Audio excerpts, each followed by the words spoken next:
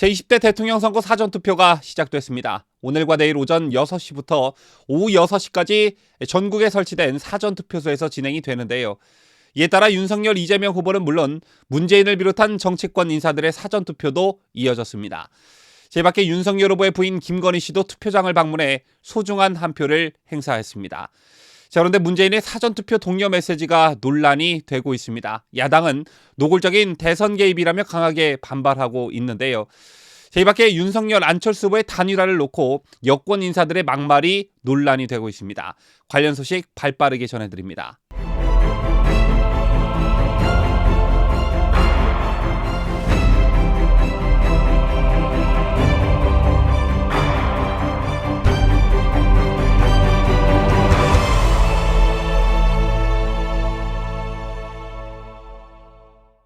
시청자 여러분 안녕하십니까? 뉴스데일리 베스트 민앵커입니다.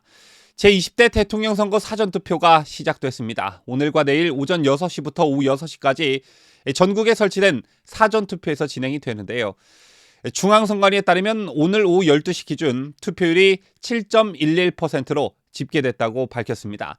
쟤는 19대 대선 같은 시간대 4.64%보다 2.46%포인트 높은 수치이고 전국 시도별로 보면 전남이 12.33%로 가장 높고 대구가 5.9%로 가장 낮습니다.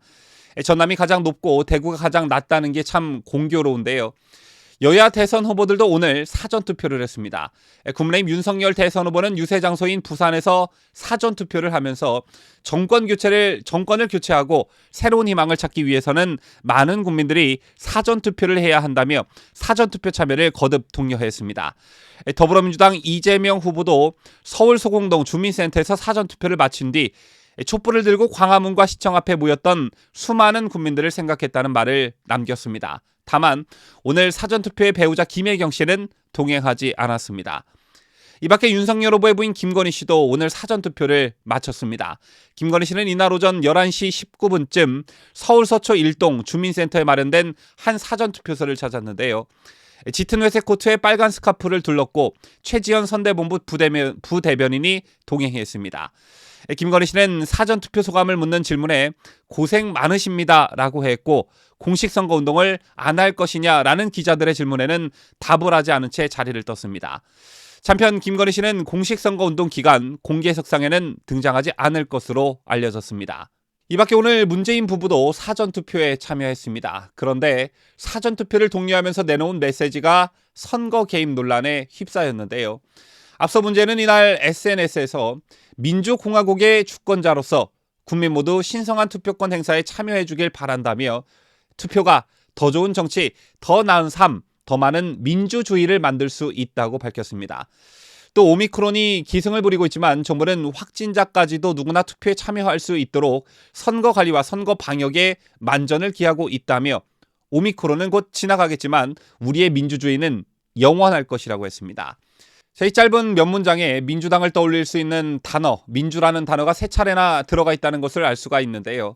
제2의 국민의힘이 강하게 반발하고 있습니다. 민주당을 떠올릴 수 있는 민주라는 단어를 3차례나 반복해 노골적인 대선 개입 선봉에 섰다는 비판이 바로 그것입니다.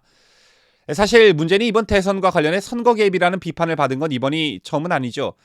역대 정부에서 대통령이 선거 개입 시비에 휘말릴 것을 우려해 언행을 조심해 온 것과는 달리 문제는 논란을 자초하는 일이 많았습니다.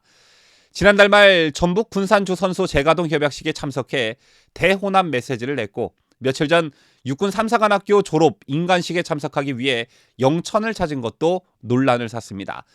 또 윤석열 국민의힘 후보의 적폐수사 발언에 대한 사과를 요구해 선거 개입이란 비판에 직면하기도 했죠. 이 밖에 선거주무부처인 행정안전부, 법무부 장관을 민주당 현역 의원들에게 계속 맡긴 것도 논란을 낳고 있습니다. 제밖에 문제는 선거 때마다 관건선거 논란을 불러일으켰습니다. 2020년 4.15 총선 하루 전에 전국민 재난지원금과 관련해 지급 대상자들에게 미리 신청을 받으라고 정부의 지시에 야당의 반발을 샀고 지난해 4.7 서울 부산시장 재보선을 앞두고선 부산 가덕도 신공항 부지를 찾아 가슴이 뛴다고 말해 관건선거 의혹에 휩싸이기도 했습니다. 이렇게 선거 때마다 관건선거 논란을 자초한 탓에 이날 사전투표 독려 메시지도 덩달아 논란이 되고 있는 것인데요. 때문에 앞으로 남은 본투표일까지 문재인과 청와대의 발언과 행보를 좀 유심히 살펴볼 필요성이 있어 보입니다. 그런가 하면 윤석열 안철수 후보의 단일화로 수세에 몰린 민주당 인사들의 입도 거칠어지고 있습니다. 민주당의 지도부 투톱인 송영길 대표와 윤호중 원내대표가 그 선봉장에 서고 있는데요. 민주당 송영길 대표는 전날 전남 공군 유세에서 윤석열 후보 당선 시 대통령 5년 임기 초 2년 1개월을 105석으로 어떻게 국정을 이끌 수 있겠나? 식물 대통령이 될 것이라고 발언했습니다. 또한 윤호중 원내대표는 오늘 한 라디오에 나와 윤석열 안철수 단일화를 두고 안철수 후보의 정치 생명을 놓고 거래가 있었던 거 아닌가 이런 의문이 든다. 그러니까 기획된 협박 정치 결과일 수 있다. 이렇게 말했습니다. 단일화 과정에서 안철수 후보를 윤석열 후보가 협박했다는 건데요. 이 두 사람의 발언 모두 나가도 너무 나갔다. 이런 생각 안 드시는지요? 특히 송영길 대표의 식물 대통령 발언은 유권자들이 좀 심각히 받아들일 필요가 있어 보입니다. 이번 대선에서 정권 교체를 해야 한다는 민심이 과반을 넘는 이유 중에 상당수는 국회 다수 의석을 무기로 한 민주당의 횡포도 한몫했다고 볼 수 있습니다. 지금까지 민주당이 다수 의석을 앞세워 얼마나 심각한 오만과 폭주를 일삼아 왔습니까? 연동형 비례대표제, 선거법과 공수처법을 패스트트랙에 태워 밀어붙였고 나라 살림을 책임질 예산안도 강행 처리한 적이 한두 번이 아니죠. 또 김여정 하명법으로 불리는 대북전단 금지법을 밀어붙여 서방의 자유민주주의 국가로부터 빈축을 샀고 이런 게 계속해서 반복되다 보니 언론중재법도 강행 처리하려다 큰 반발 여론에 부딪혀 결국 잠정 중단하고 말았습니다. 그럼에도 불구하고 반성과 사죄는커녕 국회 다수 의석을 무기로 차기 대통령을 식물 대통령으로 만들겠다는 건 이재명 후보를 뽑지 않으면 국정을 방해할 테니까 알아서 투표하라는 식의 대국민 협박이나 마찬가지인 것입니다. 또 윤호중 원내대표의 발언은 어떻습니까? 윤석열 후보가 안철수 후보의 정치 생명을 빌미로 협박을 했다. 이거 여러분 동의하실 수 있으십니까? 여러분 아시다시피 윤석열 안철수 두 후보는 모두 문재인 정권과 민주당의 실정을 바로잡기 위한 정권 교체를 대선 출마의 가장 큰 명분으로 삼았습니다. 출발 전부터 공통점이 있다는 얘기고요. 정책과 공약도 핵심적인 부분에선 공통점이 많습니다. 탈원전을 비롯해 마차가 말을 끈다는 지적을 받아온 소득주도 성장, 규제 일변도로 집값 폭등을 가져온 부동산 정책 등 문정부의 실정을 제자리로 돌려놓겠다는 입장이 서로 같고요. 뿐만 아니라 북한 핵 문제에 대한 단호한 대처, 한미동맹 복원 및 강화, 중국의 군사 주권을 내준 산불 정책 폐기 등 외교 안보 분야에 대한 시각도 거의 일치합니다. 또 수시 모집을 폐지하거나 줄이고 정시 모집을 확대해 공정 입시를 실현하겠다는 교육 공약도 비슷하고요.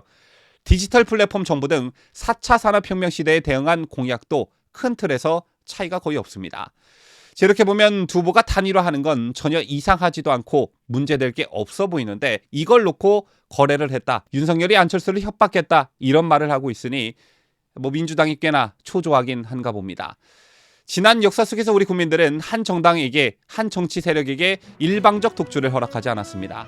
과연 정권 교체 후 민주당이 야당으로서 식물 대통령을 만들 수 있을지 국민들이 가만히 이걸 지켜보고만 있을까요? 지금까지 저는 자유대한민국을 수호하는 뉴스데일리 베스트 민앵커였습니다.